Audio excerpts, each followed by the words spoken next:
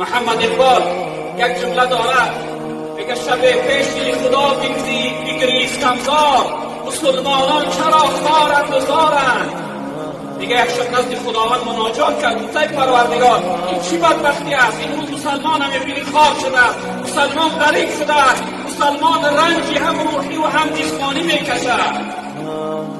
ناله کرد و نزد خدا زاره کرد، ای پروردگار چی سیر است که این روز مسلمان خار شده است؟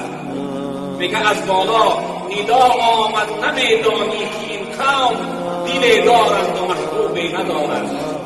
و سبب الهامات خداوند میگه من جواب گردان و ای اقبال این مردمی که امروز میگن خارزار شدن دل دارند، اما در درون دلش محبت الله نیست، محبت رسول الله نیست، محبت دین نیست، محبت قرآن نیست. محبت چی است؟ محبت دنیا، محبت کلمات، محبت زن و فرزند.